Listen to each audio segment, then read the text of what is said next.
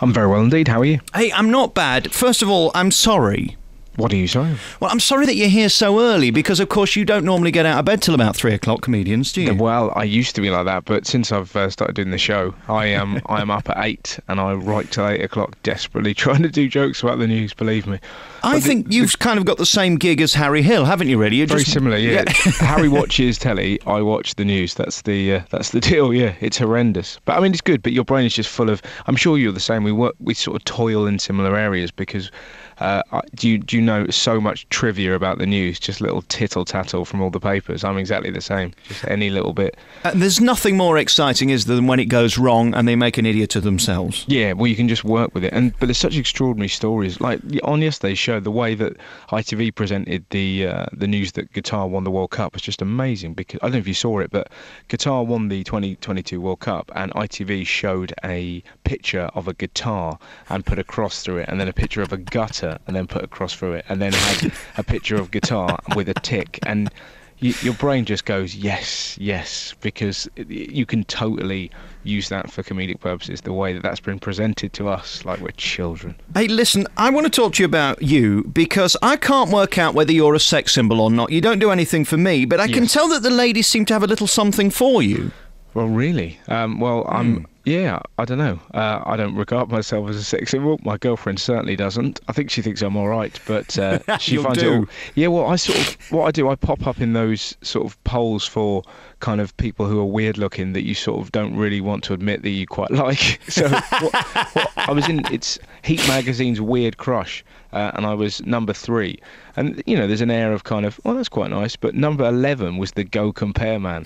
So, you know, it's not a prestigious list by any stretch of the imagination. Is it wrong to admit that Anne Widdecombe did that a little bit for me on that dancing programme? Is that right? Mm-hmm. Yeah, you can't take your eyes off her. She's out now, isn't she? She's finally gone, yeah. Your career really has shot up to magnificent heights, and this is what amazes me about comedy today. You can go from being a working comedian in the clubs, let's face it, there's nothing less glamorous than that, to suddenly packing arenas. Congratulations. Well, thanks very much. Weirdly, it is glamorous though. Like doing stand-up in clubs, there's nowhere I'd rather have been. Genuinely, I loved it. I've been doing comedy since I was 19, and you know, I've never really hated any of it. I always found it enjoyable, and I mean, the arenas are amazing, but comedy clubs are still fantastic places, and really, you know, really vital places.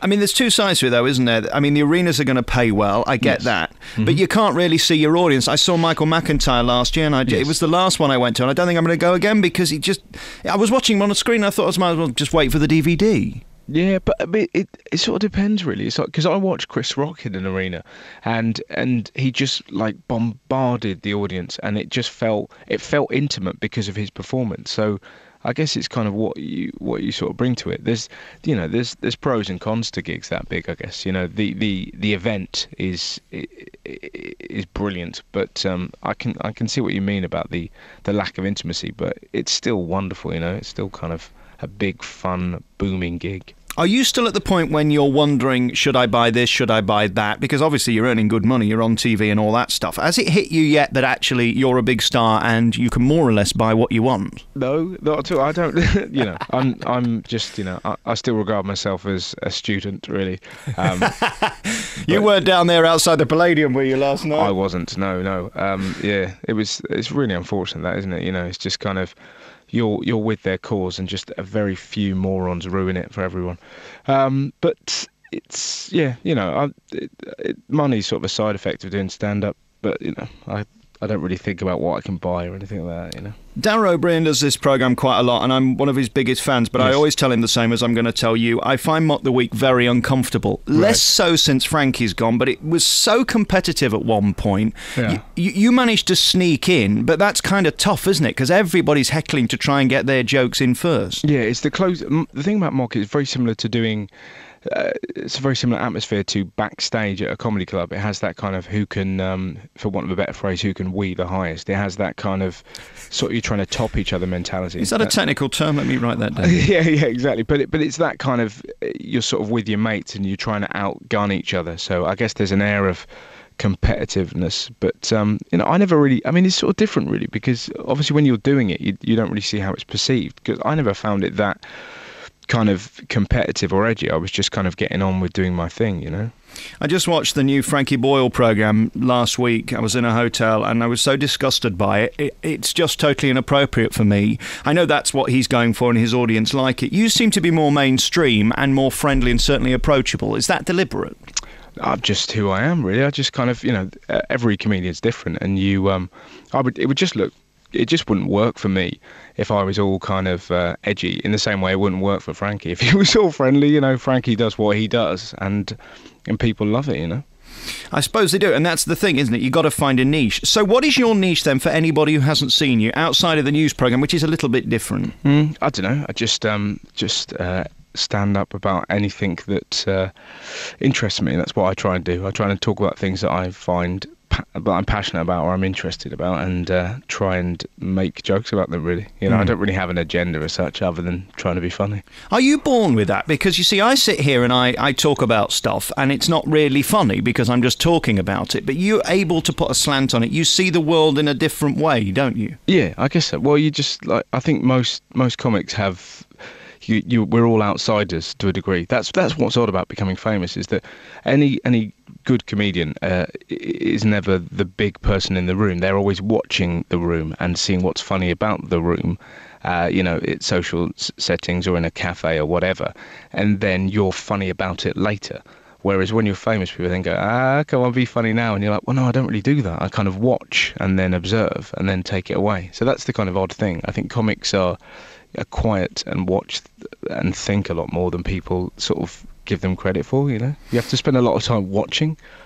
Well, it's the old thing, isn't it, about whether you've got to be odd to be a comedian, whether you've got to be an outsider to look at the world differently. I mean, you look normal, but you're saying you think different.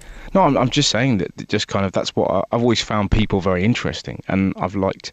It sounds really pervy, but I like watching them, and I find people. I just find people fascinating. I find what they say interesting, and there's a lot of comedy in places like Tesco and stuff like that. So, you know, it'd be horrible to be in a situation where you were so famous that you couldn't wander around and hear somebody say something funny to someone else in a supermarket, because that's what I've always done. You know, I've kind of sort of watched people, you know. And in terms of those who inspired you, who did you enjoy watching as a kid? I really loved Billy Connolly, and then later people like Bill Hicks and Richard Pryor, but sort of also there's comedians like Daniel Kitson, Phil Kay, Ross Noble. There's loads, really. Why hasn't Kitson made it bigger? Because he really should be a megastar. Yeah, but that's his own decision, really, because he's very, very happy, I think. He's just he's an undiscovered genius that just kind of does his own thing, and you know, has no desire to do anything other than what he wants to do creatively, you know. Have you got it in your head yet why people would leave their home, which costs them money, and then they have to get a babysitter, which costs them money, then they have to buy a ticket and a taxi, which costs them money, and then you're 9,000 seats later filling Sheffield Arena? Yeah. No, of course I haven't. Yeah, I don't question those things. I don't think about anything like that.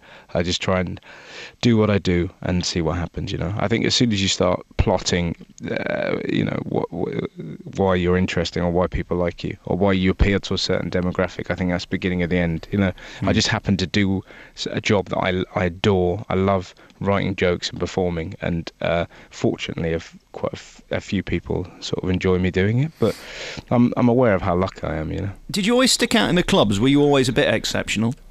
No, you know, I used to do quite well, you know, but it just took me ages to get good. I was like gigging from like 18 to like 25 and doing like gigs six nights a week, and just loved it. And you know, sometimes I've had great gigs, sometimes rubbish, and I think that's what happens really. And just sort of just learn the trade, and you know, really happy days, really happy memories, but some horrendous deaths down the years, you know. But that comes with the territory, you know.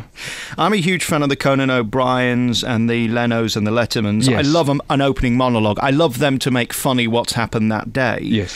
What always amazes me is how you turn that material around and learn it well enough to be able to perform it. Yeah. That I presume is your greatest challenge, isn't it? Thinking of the joke's one thing, but then putting a million jokes together to make a half-hour programme and not making it look like it's the first time you've said it is tough. Absolutely, but that's the challenge of it. It's really exciting because you've got all this raw material of the news, and you have to select the tidbits that you think are funny, and then, like you say, just put it into it. The main thing is making it link and making it look like it's effortless, even though you've spent, I mean, my working week, I work like pretty much every day, like 8 till 8, writing jokes when I'm in a series. But the key is just to kind of come on telling you, hey. But I mean, weirdly, that's the release. That's the moment when it's all fun, because we record an hour of jokes, and the audiences that come to the show are great.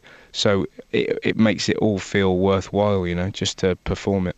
And you are bringing the news to a whole different market, a different audience. Yeah. It's kind of, it always interests me, because we sort of do, like, for example, the lady from Chatham that rang up the 999 did you read the story? She reported that her snowman had been stolen, and I because I'd read it, I just assumed that everyone had heard about it, but we did this little graphic where she did the exact call, and it's just extraordinary, and the audience reacted in such a brilliant way. And it just made me realise, oh my God, they haven't seen this. So not only are they finding the story funny, but the jokes afterwards they're really going to love, Some, though, you don't need to write anything. My 1010 this morning is Christmas crackers are now classed as low-grade fireworks. Retailers could be fined for selling crackers to anyone under 16 because of health and safety reasons. You almost don't need a punchline, do you? They're beautiful, those stories. One of my favourite ones, like similar to that this year, there was a lady who was fined because she fed a duck white bread, and the ducks in that area only ate brown. And you just kind of think, it's just extraordinary. Sometimes you happen upon a story and you're like, it has to be a joke. And the photos are always so sad, because it was the woman holding up like wholemeal bread. Yes. and it's just, it just beggars belief, really. But we were really annoyed because we thought she was going to do an interview, that lady, so we chat about it on the show, but alas, it didn't come to fruition. But that's what we do brilliantly in this country. We do, quirky stories just leap out left, right, and centre. Hey, listen, great to talk to you. Thanks so much for coming on the show. And Absolute your pleasure. tour is going everywhere. And closest to us, it's coming to Sheffield. But you're going to go and do all these huge arenas. What's your website so people can find out? It's www.russell-howard.co.uk. Oh, that's annoying. Who's the RussellHoward.com? I don't know. Yeah, he's out there somewhere. That's annoying, isn't it? You don't want that. Hey, listen, great to talk to you. And, of course, your BBC programme. I just read, I think it's just been recommissioned for about another 20 years, hasn't it, or something? It is. We've got 2 more series in March next year and October next year. Ka-ching, ka-ching, ka-ching. Lend us a fiver. Russell Howard, no credit crunch there, doing the business on BBC Three and going up and down the country, coming to Sheffield in February. Great to talk to you, Russell. Thanks, man. See ya.